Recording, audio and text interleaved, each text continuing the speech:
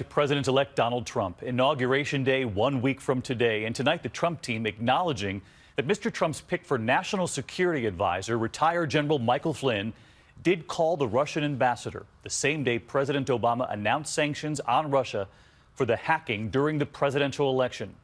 Tonight, they say they have a good explanation for this. And here's our chief White House correspondent, Jonathan Karl. It was a so-called black swan exercise that brought incoming Trump National Security Advisor Michael Flynn to the White House today.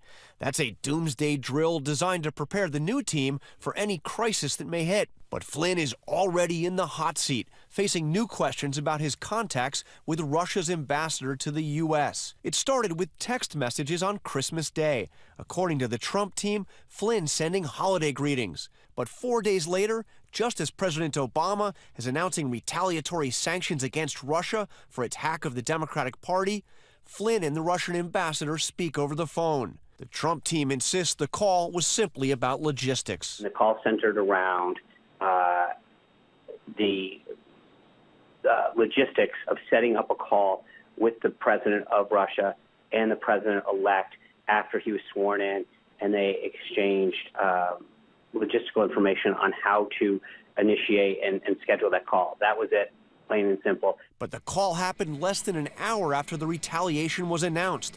Not just sanctions, but also 35 Russian diplomats thrown out of the country. The top Democrat on the House Intelligence Committee today questioned the appropriateness of the phone call, pointing out that Flynn has close ties with the Russians, even sitting next to Vladimir Putin at a dinner sponsored by the Russian TV network RT in Moscow back in 2015. General Flynn's history with Russian TV and his proximity to Putin, at least at the RT dinner, all of that concerns me. There's a lot to be concerned about with how this new administration will approach the Russians. No word directly from Trump on any of this yet, but the president-elect again blasted those unsubstantiated reports that Russia has been gathering compromising personal information to blackmail him, tweeting, quote, "totally made-up facts, probably released by intelligence, even knowing there is no proof and never will be." Meanwhile, Democratic Congressman John Lewis today said he plans to boycott the inauguration,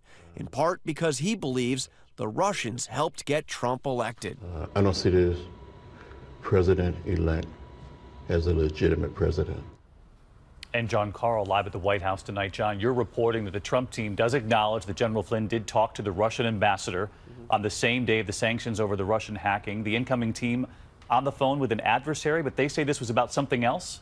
The Trump team insists they didn't talk at all about the sanctions, but I am told, David, that Flynn and the Russian ambassador did talk about something else. The ambassador extended an invitation to Flynn to attend peace talks hosted by Russia on Syria. This is a pretty big deal because those are peace talks that the Obama administration has been frozen out of. All right, John Karl with us live at the White House. John, thanks as always.